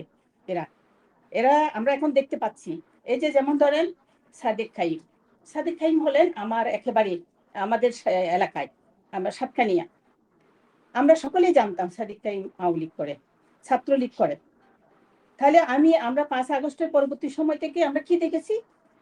সাদেক খাইম, আমরা সাজিদ আলম, এই যে আমার বঙ্গবন্ধু এটা বলে, আমার কি বলে ব্যক্তি বসে বসে আমার মা, এই যে কি বলে তারা এই বঙ্গবন্ধু স্লোগান এগুলো দিয়ে দিয়ে কিন্তু তারা আসছেন। এখন কথা হলো, দেখুন, আগস্ট মাসটা কিন্তু আমাদের জন্য, বাঙালি জাতির জন্য একেবারে কলঙ্কের মাস। আমরা 17ই আগস্ট একযুগে এদেশে বিএনপি সরকারের আমলে একযুগে বোমা হামলা দেখিনি। এই যে আমরা ওখানে হেজলাসে বসে যে বিচারপতি মৃত্যু দেখিনি, আমরা দেখেছি।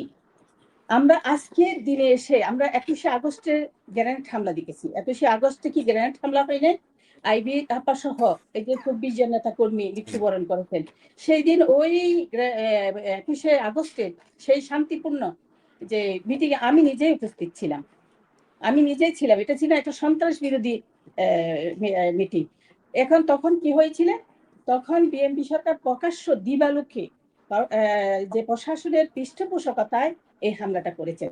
হামলাটা করার পরবর্তী সময়ে তারা সংসদে গিয়ে কি বলেছেন? সংসদে গিয়ে বলেছেন জননেত্রী শেখ হাসিনা বেন্টি ব্যাগে করে যে বোমা হামলা করেছেন। হ্যাঁ, তাহলে আপনি চিন্তা করুন, ওই হামলায় শেখ হাসিনা মরে যেতে পারতেন, তার নেতৃত্ব শূন্য হয়ে যেতে পারতেন। তাহলে তারা কি কোনো দল কি এটা চাইবে? এই যে দেখেন 21শে আগস্টে যে হামলা হয়েছে, এই হামলার আজকের যে আসামিরা আছেন তাদেরকে কি সবাইকে বেহলুস খালাস দেওয়া হয়েছে। তাহলে এই যে আজকে এই সময় এসে এই আগস্টে আবার আমরা বোমা পাচ্ছি, যে মেট্রো লাইনের নিচে বোমা, তারপর এই যে রেল স্টেশনে বোমা, হ্যাঁ আমরা আজকে বোমা পাচ্ছি। তাহলে এই যে এগুলো কিসের আলামত? আওয়ামী লীগ সরকারের আমলে শেখ হাসিনা যাদেরকে যে আইনের আওতায় এনেছিলেন, তাদেরকে কারাগারে রেখেছিলেন, পরবর্তী সময়ে তারা কি করলো? তারা সবাইকে ছেড়ে দিল, জঙ্গিদেরকে। আজকে এই জঙ্গিরা কি বোঝাতে চাচ্ছেন? যখন শেখ হাসিনাকে বিশ্বের বহির্বিশ্বে আন্তর্জাতিকভাবে এই দেশের প্রাসঙ্গিক মনে করেছেন, যে আমার স্যার একটা সুন্দর কথা বলেছেন, যে মানে বহির্বিশ্বে বুঝতে পেরেছে এই বাংলাদেশটা হলে একেবারে শেখ হাসিনার বিকল্প কেউ নেই, শেখ হাসিনা ছাড়া এই দেশটা চলতে পারে না। তাহলে এই যে তারা আজকে এই যে প্রচুর বোমা পাচ্ছেন, হ্যাঁ, এটা কিসের আলামত? এই যে আপনি যে কোনো সময় আমরা কি শেখ হাসিনার রায়ের কবিটা আমার মোতাসিফিল্লার ভাইয়ের কাছে যেতে চাই, যেহেতু তিনি একজন একেবারে অ্যাডভোকেট এবং বিশেষ করে অ্যাডভোকেট না, বিশ্লেষকও। তিনি কি আমাদের শেখ হাসিনার রায়ের কবিটা দেখেছেন? যে শেখ হাসিনার রায়ের কপি কি ভারতে পাঠানো হয়েছে? হাদির রায়ের কপি থেকে শুরু করে কাগজপত্র সবকিছু তো ভারতে পাঠাইছে, কিন্তু শেখ হাসিনার রায়ের কপি আজকের দিন পর্যন্ত আমরা কেউ দেখি নাই। তাহলে এই যে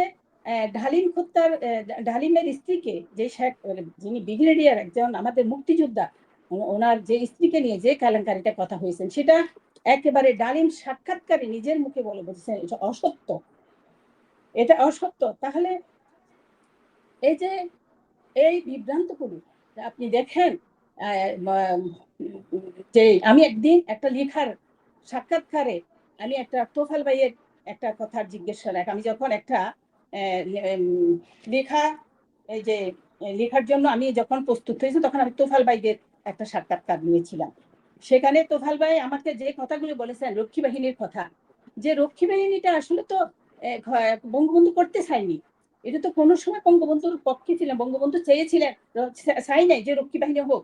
তখনকার সময়ে এত বেশি যে যাদের যোদ্ধাদের অস্ত্র ছিল, অনেকেই স্বাধীনতা বিরোধীর হাতে অস্ত্র ছিল, বেশ প্রচুর অস্ত্র ছিল, এই অস্ত্রগুলো দিয়ে প্রচুর হামলা হচ্ছে, এই যে আত্মঘাতী হামলা। তারপর হলেন অনেকগুলো বেকার লোক ছিলেন, তাদেরকে তাদের কারণে কিন্তু এই রক্ষী বাহিনী গঠন করা হয়েছে। এই যে রক্ষী বাহিনী তোফায়েল ভাই বলেছেন যে আমাদের হাতে কোনো অস্ত্র ছিল না সেদিন, আমরা এটা তোফায়েল ভাইয়ের কথাই, নিজের কথাই আমি বলছি, আমাদের হাতে কোনো অস্ত্র ছিল না সেই দিন, সব অস্ত্র ছিল পিলখানায়। তারপর যে বাকশাল, যে বাকশালকে নিয়ে আজকে যে প্রোপাগান্ডা, আজকের দিন নতুন প্রজন্মদের পর্যন্ত আজকে প্রোপাগান্ডা হচ্ছে, বাকশালটা কি আসলে ইয়া ছিল, এক নাইয়ের তন্ত্র ছিল? এটা তো কোনো এক নাই, যে একেবারে কোন দল, যেহেতু 73.% ভোট পেয়েছিলেন আওয়ামী লীগ, তখন বঙ্গবন্ধু বুঝতে পেরেছেন অন্য দলরা যদি, বিরোধী দল যদি শক্তিশালী, যদি বিরোধী দল না থাকে তাহলে তো গণতন্ত্র সুপ্রতিষ্ঠিত হবে না। তাই গণতন্ত্রকে মজবুত করার জন্য সেই দিন বাকশালটা এনেছিলেন, যে যারাই ক্ষমতায় ফাঁস করবে, যেই দলের হোক, তারা একেবারে নির্বাচন করবে, মনোনয়ন যাকে দিবে সে যে পাস করবে সেই কিন্তু প্রতিনিধিত্ব করবে। সেই বাকশালে দরখাস্ত করে কিন্তু জিয়াউর রহমান সদস্য হয়েছিলেন। আজকে তারা কি যে কথাগুলো জিয়াউর রহমান বলে নাই, স্বাধীনতার ঘোষক কিংবা অন্য কিছু, আজকে তারাই কিন্তু বলে যাচ্ছেন। এই দুর্ভাগ্য বাঙালি জাতির। আজকে দেখেন এই যে মানুষ, গ্যাস নাই, বিদ্যুৎ নাই, এই যে আজকের মানুষের দ্রব্যমূল্য উদ্যোগতি, লাইনের পর লাইন গাড়ি দাঁড়িয়ে আছেন, এই যে রিক্সা গাড়ি ভাড়ার দাম বৃদ্ধি পেয়েছেন, মানুষের কষ্ট নাগালের বাইরে, এই যে রাতের দিনের বেলায় কোনো গ্যাস নেই, মানুষ মধ্যরাতে শেষ রাতে একটু করে গ্যাস আসে, গ্যাস আসলে রান্না করে হট বক্সের মধ্যে রেখে দেয়। এই 16 বছরে কি এগুলো কেউ দেখেছে? এগুলো কেউ দেখেন নাই। একমাত্র বঙ্গবন্ধু কন্যা যতদিন ছিলেন ততদিন তিনি বিশ্বের কাছে মাথা উঁচু করে বাংলাদেশকে স্থান করে দিয়েছিলেন। তিনি বলতে পেরেছেন এই যে বাংলাদেশ নিজেদের পায়ে দাঁড়াবে, বাংলাদেশ আত্মমর্যাদাশীল দেশ, বাংলাদেশ নিজেদের রক্ত দিয়ে তারা এদেশকে স্বাধীন করেছে, তারা স্বাধীন জাতি, বীরের জাতি। এই কথাটা বঙ্গবন্ধুর কন্যার মুখে বারবার উচ্চারিত হয়েছেন। তিনি বারবার হয়েছেন আমি বঙ্গবন্ধুর কন্যা, আমি জাতির জনকের কন্যা, আমি কখনো দেশের একটি ছোট্ট একটা স্বার্থ বিসর্জন দিয়ে আমি কোনোদিন ক্ষমতায় থাকবো না। আজকে আপনারা সব কথাগুলো দেখতে পাচ্ছেন, একেবারে বঙ্গবন্ধুর কন্যার কথা একেবারে কিভাবে সত্য হয়েছে। তো এখন আমরা চাই, এই যে দেখেন আরেকটা কথা আপনাদেরকে বলি, যে কোঠা নিয়ে আন্দোলন করা হয়েছে, একটা কথার থেকে আরেকটা কথা আসবে ভাই, যে কোঠা নিয়ে আন্দোলন করা হয়েছে, আজকে কেন জুলাই কোঠা, আজকে কেন বিমান ভাড়া তাদের জন্য কোঠা রাখবে, আজকে কেন তাদের জন্য ওই কি বলে চিকিৎসা কোঠা? তাহলে সেই দিন সে শিক্ষিত অর্ধশিক্ষিত মানুষেরা যে জীবন বাজি রেখে তারা যে মুক্তিযুদ্ধ করেছিলেন, তাদের জন্য যে বঙ্গবন্ধু কোঠা রেখেছিলেন, তাহলে কি অপরাধ করেছিলেন বঙ্গবন্ধু, কি অপরাধ করেছিলেন? তখন কোটাটা কেন কোটা নিয়ে এত আন্দোলন হয়েছিল? তাহলে এখান থেকে আমরা একেবারে সুস্পষ্ট বুঝতে পারছি এগুলো তাদের মেটিকুলাস ডিজাইন করে তারা জঙ্গি হামলা করে এই দেশটাকে পাকিস্তানি আদলে করার জন্য তারা চেষ্টা চালিয়ে যাচ্ছেন।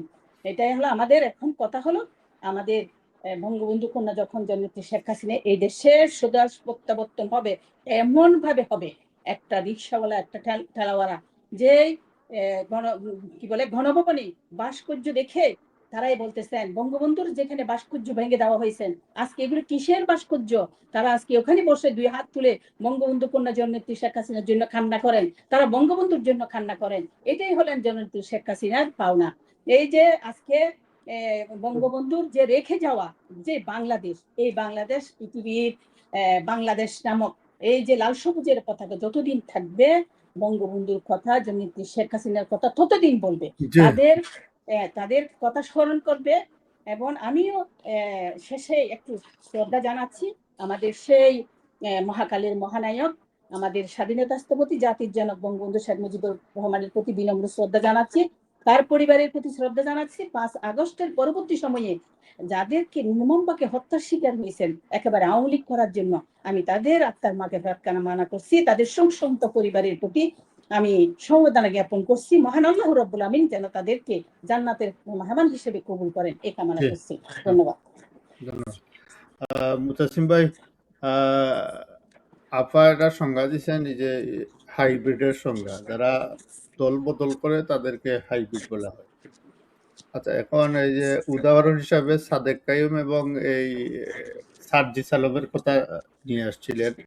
আচ্ছা, সাদেক কাইয়ুম এবং সার্জিস আলম যখন আওয়ামী লীগের ভিতরে বা ছাত্রলীগের ভিতরে ছিল, তখন তাদের যে আচার আচরণ, চলাফেরা, কথাবার্তা, বক্তব্য, এইগুলা থেকে কখনো বোঝা গেছে যে এদের ভিতরে যে অন্য একটা সত্তা বাস করে, বা বোঝা কি সম্ভব ছিল, বা আদৌ কি বোঝা সম্ভব?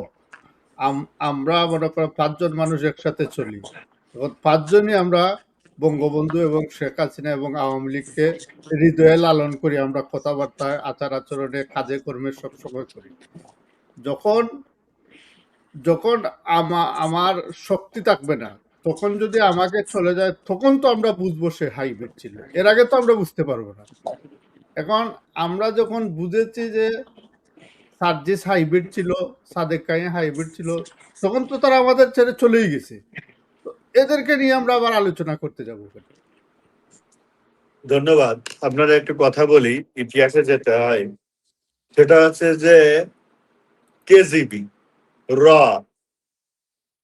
তারপরে পাকিস্তানের গোয়েন্দা বিভাগ, বাংলাদেশের গোয়েন্দা, এদের যদি আপনি চিনে যান তাহলে কিসির গোয়েন্দা হলো?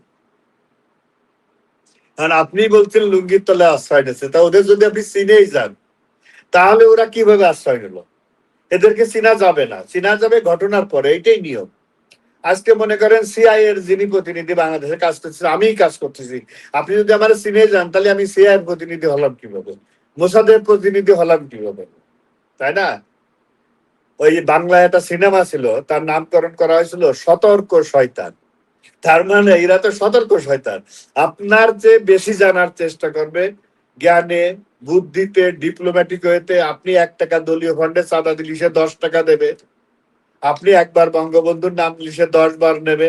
মীর জাফর থেকে মিরন, মুস্তাক থেকে আমাদের ঠাকুর, এবং উত্তর পাড়ার জেনারেলরা, এমএজি উসমানী থেকে শুরু করে আজকে যাদেরকে নাম বলতেছেন ওয়াকার, তাদেরকে কি আপনি চিনিছেন কখন? যখন ঘটনা ঘটে গেছে। ইতিহাসের আমার যদি প্রশ্ন ওই জায়গায়, ওয়াকারকে বা সার্জিস যারাই বলেন, ওয়াকার বলেন বা রাষ্ট্রপতি বলেন, এদেরকে নিয়োগ দেওয়ার আগে তো আমি জানি না। না, ওই যে কথাটাই আমি আপনারা বলছি। যখন যখন আমি আমার শক্তি চলে গেল, আমার সামর্থ্য চলে গেল, তখন প্রমাণ হলো যে ওরা বেঈমান ছিল। তখন এদেরকে নিয়ে আর আলোচনা কেন? আমি ওইটাই না, আলোচনাটা হয় এই কারণে যাতে ওই জায়গা থেকে আমরা শিক্ষা নিতে পারি। এই শিক্ষণীয় বিষয়টাকে আত্মসমালোচনা, এবং আমি কেন ফাঁদে পড়লাম, আমার ব্যর্থতা কেন হলো, সেই ব্যর্থতাটা গুলো আমার অপরাধ কেন সংগঠিত হলো। আজকে দেখছেন না, ঢাকা বিশ্ববিদ্যালয় আন্দোলনের সময় যে মেয়েটাকে কুপানো হয়েছে, পরে দেখা গেল সে শিবিরের নেতা ছিল। যারা গাছি দাও ব্যবহারকারী হ্যান্ডব্যান্ড বাহিনী দিয়ে আন্দোলনে হামলা চালাইছে, তারাই পরবর্তী 5 আগস্টের পরে এসে দেখা গেল যে তারা ছাত্রলীগের কেউ না। তাই এই ইতিহাসটা যদি আমি সামনে না আসি, যদি আমি অ্যাভয়েড করে যাই, তাহলে তো এই যে মিথ্যাচার, কামাল সাহেব ব্যাংক ডাকাতি করেছে, নাসের চূড়া কারবারি ছিল, শেখ নাসের, এই যে কথাগুলো আজকে মানুষ বিশ্বাস করতে করতে এমন একটা জায়গায় চলে আসছে, যে জায়গাটা আজকে দেখেন ওরা যখন কথা বলে বঙ্গবন্ধুরে ফ্যাসিস্ট বলে। আমি আপনারা একটা কথা বলি, রক্ষী বাহিনীর কথা, আমরা আইনের দিকে যদি যাই, যেহেতু আমি একটা আইনের ছাত্র, রক্ষী বাহিনী যে আইনে গঠিত, র্যাবও সেই আইনে গঠিত। রক্ষী বাহিনী বিলুপ্ত হলো কি করে? সশস্ত্র বাহিনী, পুলিশের যে সমস্ত স্পেশাল বাহিনী নিয়মিত পুলিশ বাহিনীর বাইরে যেয়ে রাষ্ট্রের আইন শৃঙ্খলা প্রয়োজনে গঠন করা হয় বিশেষ বাহিনী, সেই বাহিনী কিন্তু রক্ষী বাহিনী যে আইনে গঠিত হয়েছিল সেই আইনে আজকে র্যাব। তাহলে আপনি কি বলবেন? খুব বিষয়গুলো তো আমাদের আইনের গভীরে আমি যেতে হবে। প্রথম জানলাম, খুবই ইন্টারেস্টিং বিষয়টা। হ্যাঁ। তারপরে আজকে বলা হচ্ছে বা আপা একটু ইতিহাসটাকে শেষ করে নাই। আপনি কি দেখেছেন বাকশাল কি ছিল? বাকশাল কায়েম হওয়ার কথা ছিল 1975 সালের সেপ্টেম্বর মাসে। তো বাকশালের জন্মে যে সন্তান মায়ের গর্ভে, তাকে আপনি শয়তানু উপাধি দিচ্ছেন, সে রাষ্ট্র শাসন করেছে, বাকশালী শাসন বললেন। অথচ বাকশাল কায়েম হওয়ার কথা ছিল 1 সেপ্টেম্বর 1975। বঙ্গবন্ধু মারা গেছে কবে? বঙ্গবন্ধুকে হত্যা করা হয়েছে কবে? তাহলে বাকশাল দেখলো কি করে? স্বার্থ মুক্তিযোদ্ধা উনি তো বললেন না এই কথাটা, যে বাংলাদেশের আচ্ছা, মারা গেল। যতগুলো রাজনৈতিক দল ছোটখাটো মহান মুক্তিযুদ্ধে অংশগ্রহণ করেছে, সিপিবি সহ, প্রত্যেকেরই দাবি ছিল একটি জাতীয় সরকার। এই জাতীয় সরকারটাকেই বাকশালের ভিতরে বিলীন হয়েছিল। বেসিক্যালি এই ধারণাটাই, যখন চুরা কারবারি এগুলো দিয়ে রাষ্ট্রটাকে সাইয়ে ফেলাইছে। আর একটা জিনিসের রক্ষী বাহিনী কেন র্যাব কেন গঠন করা হয়েছে? সেদিন সশস্ত্র বাহিনীর জাসদ ছিল না, সেদিন সশস্ত্র বাহিনী নকশালপন্থীরা ছিল না, জামাতে ইসলামরা ছিল না, আল বদররা ছিল না সশস্ত্র। তাহলে এদেরকে কি সেনাবাহিনী ধরবে, না র্যাবের মধ্যে একটা স্পেশাল বাহিনী ধরবে? কারণ রাষ্ট্রের আভ্যন্তরীণ নিরাপত্তা বিধান করার দায়িত্ব আছে আইন শৃঙ্খলা বাহিনী। আইন শৃঙ্খলা বাহিনীর মধ্যে কিন্তু আপনার সামরিক বাহিনী পড়ে না। আইন শৃঙ্খলা বাহিনীর মধ্যে পড়ে হচ্ছে এরকম র্যাব। এইরকম র্যাবই হচ্ছে রক্ষী বাহিনী। এই জায়গায় যেহেতু অনেক সময় আলোচনা হয়ে গেছে, আমি একটা উদাহরণ দিয়ে শেষ করব। স্যারও জানে, আপনারা জানেন, নেদারল্যান্ড নামক একটা রাষ্ট্র আছে, নিম্ন ভূমি আর কি, সাগর থেকে নিম্ন। এই রাষ্ট্রটাকে, এই ভূমিটাকে কৃত্রিম উপায়ে এই নেদারল্যান্ডের জনগণ হাজার হাজার বছর ধরে তৈরি করেছে। এই ইউরোপে একটা প্রবাদ আছে যে পৃথিবী সৃষ্টি করেছে ঈশ্বর, আর নেদারল্যান্ড সৃষ্টি করেছে ডাচরা, মানে নেদারল্যান্ডের বাসীরা। বাংলাদেশ সৃষ্টি করেছে হয়তো আল্লাহ, কিন্তু এই যে আধুনিক সোনার বাংলা, এটা কিন্তু সৃষ্টি করেছে বা এটা তৈরি করেছে কিন্তু শেখ হাসিনা। আজকে শেখ হাসিনার অপরাধ যদি আমরা বলি, যদি একটু উদাহরণ হিসেবে, তার সময় বলাৎকার করার সুযোগ দেয়নি, এটা তার অপরাধ। নারী ধর্ষণ করার সুযোগ দেয়নি, এটা তার অপরাধ। বিদ্যুৎ দেশে, এটা তার অপরাধ। আধুনিক জীবন ব্যবস্থা দেশে, এটা তার অপরাধ। বৃদ্ধদের ভাতা দিছে, এটা তার অপরাধ। মুক্তিযোদ্ধারা ভিক্ষা করে খেত, তাদেরকে ভাতা দিয়ে রাষ্ট্রীয় সম্মান দিছে, এটা তার অপরাধ। তার অপরাধ আছে জাতীয় আমাদের যে মানে প্রবৃদ্ধি অর্থনীতি এটাকে করছে। তার অপরাধ হচ্ছে আমাদের জীবন ব্যবস্থাকে আধুনিক করেছে। স্যার জানেন, আমাদের দেশে যখন লোকরা উচ্চ শিক্ষিত, ঢাকা বিশ্ববিদ্যালয়কে প্রাচ্যের অক্সফোর্ড বলা হয়, যাতে মাস্টার ডিগ্রি করে গেলে বিদেশে গেলে আগে 2 বছর পড়ে নিয়ে লাগতো, তারপরে তারা উচ্চতর ডিগ্রি বলেন আর পিএইচডি করতে পারতেন। স্যারের জীবনে হয়তো এই ঘটনাটা ঘটছে। কিন্তু এই আধুনিক বাংলার রূপকার শেখ হাসিনা গ্রেডিং সিস্টেম করার কারণে আজকে বাংলাদেশে বসে বাংলাদেশের বিশ্ববিদ্যালয় থেকে ক্রেডিট চেঞ্জ করে আমেরিকায় চলে যাইতে পারেন, ট্রান্সফার করে। এই অপরাধ হলো শেখ হাসিনা। শেখ হাসিনার অপরাধ মসজিদে পতিতালয় করতে দেয় নাই। শেখ হাসিনার অপরাধ হাফেজিখানায় পতিতালয় করতে দেয় নাই। শেখ হাসিনার অপরাধ মাদ্রাসায় পতিতালয় করতে দেয় নাই। শেখ হাসিনার অপরাধ শিশু বলাৎকার করতে দেয় না। এই ধরনের অসংখ্য অপরাধে অপরাধী শেখ হাসিনা। সেই অপরাধে যদি অপরাধী হয়, তাহলে আমরা সকলেই সেই অপরাধী হতে চাই, এটাই বাস্তবতা। কিন্তু আমাদেরকে বুঝতে হবে, দেখেন, যুদ্ধ অপরাধী 30 লক্ষ মানুষকে হত্যা করলো, 4,80,000 মা বোনকে যারা ধর্ষণ করলো, তারা আদালতে না এসে বেল পেয়ে গেল, তাদের জন্য স্পেশাল আইন করালো বাচ্চু রাজাকারের জন্য।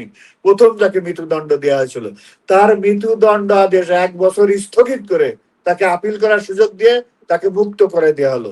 তারেক রহমানকে লন্ডনে বসায় তাকে ক্লিন সার্টিফিকেট দেওয়া হলো, আর বঙ্গবন্ধু কন্যাকে ধরে নিয়ে ফাঁসি দিয়ে দেওয়া হবে। কারণটা কি? ওই যে যেহেতু আগস্ট মাস, আজকে আগস্ট মাসে সাভারে কেন বোমা হামলা হলো?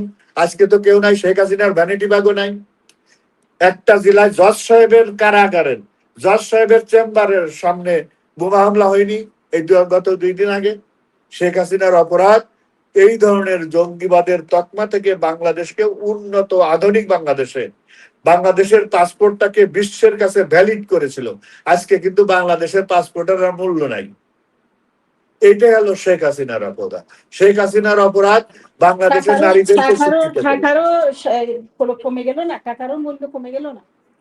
শেখ হাসিনার অপরাধ মেয়েদেরকে শুধু বিনা বেতনে পড়ার সুযোগ করে দেয়নি, 150 টাকা করে মাসে ভাতা দেওয়ার ব্যবস্থা করে। শেখ হাসিনার অপরাধ শিক্ষা ক্ষেত্রে উন্নত রাষ্ট্রগুলো যে ধরনের টিফিনের ব্যবস্থা, খাবারের ব্যবস্থা, পুষ্টির ব্যবস্থা করে থাকে, সেইটা দিয়ে হলো শেখ হাসিনার অপরাধ। সারা বিশ্ব যখন করোনাকালীন সময় টাকার বিনিময়ে টিকা দিছে, শেখ হাসিনা বিনা পয়সা দেওয়ার ব্যবস্থা করেছে, এইটা শেখ হাসিনার অপরাধ। এখন কত অপরাধের কথা বলবো বলেন। শাহজালাল নামক বিমানবন্দরের 3য় টার্মিনাল 3200 কোটি টাকা তারা আজকে মাইরে খেলো। গাছের মূল্য 500 টাকার গাছের মূল্য 1 লক্ষ টাকাতে কিনেছে। আজকে কোনো মিডিয়া কোনো কথা বলে না। শেখ হাসিনার অপরাধ যদি আমি আরো বলতে যাই, সময় শেষ হয়ে যাচ্ছে ভাই, অন্য একদিন তালিকা দিবেন, আমি 500 তালিকা এইভাবে প্রকাশ করে দেবো, তার মধ্যে দেখা যাবে আপনিও নাই। এটাও একটা অপরাধ। স্যার আমরা 1 মিনিটে শেষ করবো, আপনার সাথে আপনার কাছে 1 মিনিট শুনবো। আমার প্রশ্নটা জায়গা আমার 2 অতিথিকে আমি যে প্রশ্নটা করেছিলাম, এই পয়েন্টে তারা শুধু টাচ করেছেন, কিন্তু মূল কথা বলে না। আমি বলছি যে সার্জিসরা, সাদেক কাইয়ুমরা, ওয়াকাররা, শাহাবুদ্দিরা তৎসময় যেভাবে যে আচরণ তাদের ছিল, তাদেরকে তো তৎসময় আমরা চিনতে পারি না, আমরা চিনছি এখন। তাদেরকে যারা নিয়োগ দিছে, আমরা এখন তাদের সমালোচনা করি। তারা কি আগে জানতো? তারা কি আগে জানতো এরা এরকম ছিল? নিশ্চয় জানতো। আমি ওই পয়েন্টটা বলার জন্য বলছি, স্যার একটু বলবেন আর কি, যে ওদেরকে যারা নিয়োগ দিছে আমরা তাদের সমালোচনা করব কি করব? আমার কথা পরিষ্কার, যারা গুপ্ত তাদেরকে চেনা কঠিন, কিন্তু আমাদের দল আওয়ামী লীগ, তাদের ব্যাপারে যারা নাকি বেশি বেশি এরকম আওয়ামী লীগ সাজতে চায়, ছাত্রলীগ সাজতে চায়, তাদের ব্যাপারে আরো সতর্ক হওয়া উচিত ছিল। আমার কিন্তু পরিষ্কার ব্যাপার। এখন এইটার ব্যাপার এখন হলো কি, যে আমরা এটাও সত্য যে আমরা এতটা সতর্ক হইতে পারি না, আওয়ামী লীগ ছাত্রলীগ হইতে পারি না, সেই সুযোগটা তারা নিয়েছে। এখান থেকে শিক্ষা নিতে হবে। এটা নিয়ে বেশি চর্বিত চর্বণের কিছু নাই। এখানে এই যে জামাত আওয়ামী লীগে ঢুকে আছে, ছাত্রলীগে ঢুকে আছে, বিএনপিতে ঢুকে আছে, সব জায়গায় ঢুকে আছে, কিন্তু সেইগুলা ব্যাপারে আওয়ামী লীগের যে সিদ্ধান্ত, যখন আরবারকে মারে যে বুয়েটের ছাত্র, সেখানে দেখা যাচ্ছে যে এখন বাইর হচ্ছে যে, এবং সে কিন্তু যে নাকি সবচেয়ে বেশি দোষী, সে কিন্তু যারা শিবিরের, তাকে কিন্তু তারা কারাগার থেকে বাইর করে নিয়ে গেছে 5ই আগস্ট। এবং তাদের আইনজীবী কিন্তু শিশির মনির, হ্যাঁ তাকে কিন্তু নিয়ে গেছে, তারা নাকি যে শিবিরে যে নাকি দোষী হয়ে নেয়, মানে মৃত্যুদণ্ডের মধ্যে ছিল, তাকে নিয়ে গেছে। সবাইকে কিন্তু নেয় নাই, সবাইকে বাইর করে নেয়, তাকে ওই সুযোগে বাইর করে দিয়ে গেছে। অর্থাৎ এইটি শিবিরের যে যারা গুপ্ত রাজনীতি করে, তারা রাজনীতিবিদ না, এটা মানতে হবে। তারা রাজনীতিকে ব্যবহার করে গুপ্তচর হিসাবে, তারা প্রকৃত রাজনীতিবিদ না। সুতরাং জামাত শিবির যেটা করছে গুপ্ত, এটা অন্যায়, এটা ঘৃণার জিনিস করছে, ঘৃণ্য। কিন্তু ছাত্রলীগ আওয়ামী লীগ তাদের এই বাড়াবাড়ি, তাদের ব্যাপারে তাদের পর্যবেক্ষণে ধরা উচিত ছিল। সেটাও একটা ছাত্রলীগ আওয়ামী লীগের একটা দূরদর্শিতার অভাব, এটা মেনে নিতে হবে। সুতরাং ভবিষ্যতে সেখান থেকে যাতে ঘটনা ঘটে। একটা কথা আছে স্যার, আওয়ামী লীগে কিন্তু শিবির আছে, বিএনপিতেও কিন্তু শিবির আছে, কিন্তু স্যার শিবিরের মধ্যে কোনো আওয়ামী লীগ নেই, কোনো বিএনপি নেই, এটা কিন্তু পরিষ্কার। কেন? কারণ তারা ক্যাডার ভিত্তিক রাজনীতি করে। তারা যখন একজনকে নেয়, গড়ে তুলতে করতে বিভিন্ন স্টেপ আছে, সাথীর থেকে আরম্ভ করে আস্তে আস্তে তারা সবসময় তাকে মনিটর করে।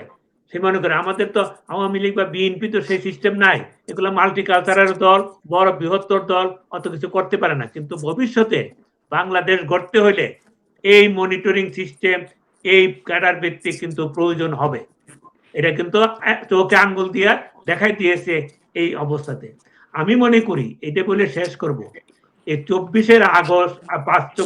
5ই আগস্টের আন্দোলন, এইটি মুক্তিযুদ্ধ, আওয়ামী লীগের যারা মুক্তিযুদ্ধ তাদের প্রতি যেমন বিভীষিকা নেমে আসছে, ৭১-এর থেকে ভয়াবহ বিভীষিকা, কিন্তু তাদের কাছে কিন্তু চোখে আঙ্গুল দিকে দেখা দিয়েছে যে আমাদের ভবিষ্যৎ করণীয় কি। ৫৫ বছরে যে ভুল হয়েছে সেই ভুল সংশোধনের সুযোগও কিন্তু আসছে এবং ভবিষ্যতে আসবে। আর যেন আমরা সেই ভুল না করি, সতর্ক থাকতে হবে। এটি আমার আহ্বান সবার জি। প্রতি। মুতাসিম ভাই কিছু বলতে চাচ্ছিলেন? না, আমার বক্তব্য একটাই যে এটা একটা স্যার যেটা বলছে মাল্টি ক্লাস একটা দল, সেখানে বিভিন্ন ধরনের থাকবে। আর হচ্ছে যারা গোয়েন্দা, তাদেরকে যদি আপনি চিনেই গেলেন তাহলে তো সে গোয়েন্দা থাকতে পারলো না। তারা তো উদ্দেশ্য প্রণোদিত ভাবে আমাদের কাছে আসছে, নিজেদেরকে প্রমাণ করবার চেষ্টা করছে। ভবিষ্যতে আসলে ওই যে মুজিব বাহিনীর মতো বাহিনী বলেন, মানে স্পেশাল দলের একটা রিক্রুট থাকতে হবে, যাতে করে সেইটা পিলারের মতো দায়িত্ব পালন করতে পারে। যেমন ওনারা নিউক্লিয়াস ছিল ছাত্রলীগের ভিতর, বঙ্গবন্ধু মুজিব তাদেরকে অ্যাডভান্স শিক্ষা দিতেন যে ভবিষ্যৎ করণীয় কি হবে, সতর্কতা কি হবে, প্ল্যানিংটা কি হবে। ভবিষ্যতে আওয়ামী লীগ যেহেতু এই রাষ্ট্রের জন্মদানকারী একটি প্রতিষ্ঠান, তারও এই ধরনের একটা নির্দিষ্ট পলিসি মেকানিজম থাকতে হবে নিউক্লিয়াসের আদলে, মুজিব বাহিনীর আদলে। এটাই আসছে আমার আজকের যে কথা। আপা শেষ করতে চাই তো। জি, আমি একটা কথা বলতে শেষ করতে চাই। আমাদের কিন্তু এখন প্রযুক্তি, যেহেতু প্রযুক্তি, এটা ডাটাবেস আমাদেরকে শিবিরে বা অন্যান্য দলেরা যেভাবে, আমি জামাত শিবিরে কোনো দিব না, আমি নিজের অভিজ্ঞতা থেকে বলতেছি। এই যে এখন তো প্রযুক্তি নির্ভর যেহেতু হয়ে গেছেন রাজনীতিটা, এখন ডাটাবেস করতে হবে। বাংলাদেশে যদি আওয়ামী লীগকে আবার ঘুরে দাঁড়ানোর সুযোগ তো অবশ্যই আসলে একেবারে ডাটাবেস হিসেবে যদি আওয়ামী লীগ যদি ওইভাবে যদি তৈরি হতে পারেন, তাহলে আওয়ামী লীগের ভবিষ্যৎটা অবশ্যই ভালো হবে। জি, ধন্যবাদ। সবসময় মানুষ দেশপ্রেম, মুক্তিযুদ্ধের পক্ষে থাকে। যতই কিছু মানুষ বলে না কেন, এই দেশের পক্ষে লাল সবুজের পতাকা থাকবে। ধন্যবাদ। প্রিয় দর্শক, আমরা আলোচনা শুনছিলাম। আমাদের বিষয় ছিল বঙ্গবন্ধু শেখ হাসিনা ও তাদের স্বজনদের বিরুদ্ধে আনীত মিথ্যা অভিযোগ এবং রাজনৈতিক বাস্তবতা। আপনারা আলোচনা শুনলেন। তো আলোচনার শেষ পর্যায়ে একটা বিষয় নিয়ে হাইব্রিড নিয়ে আলোচনা হয়েছে শেষের দিকে। আমি মনে করি যে হাইব্রিডটা আসলে দলে প্রবেশ করার পর কিছু মানুষ ওদেরকে কিন্তু চিনে, একদম যে আমরা চিনা যায় না তা নয়। তো আমরা যখন চিনি কিছু মানুষ, তখন আমরা চিনার পরে আমরা ওদের মুখোশ উন্মোচন করতে চাই। তখন একটা পক্ষ আছে এগুলা বিশ্বাস করতে চায় না, বা এই কথাটা আমলে নিতে চায় না। আমার অনুরোধ থাকবে যে কেউ যদি কারো বিরুদ্ধে কোনো অভিযোগ উত্থাপন করে বা কোনো কিছু বলতে চায়, তার কথাটা একটু শোনা এবং বুঝা, এবং ও আসলেই প্রকৃত আওয়ামী লীগের কার কি না, বা তার মধ্যে মুক্তিযুদ্ধের পক্ষের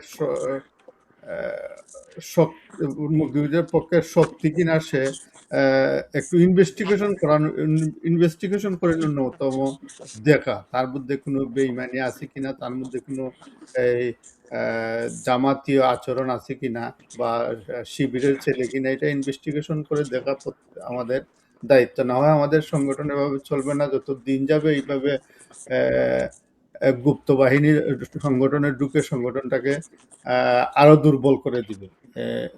অনেকটা দুর্বল ছিল এই কয়েকদিন। এই দুর্বলতা কাটিয়ে আবারও সগৌরবে আওয়ামী লীগ ফিরেছে তার অবস্থানে।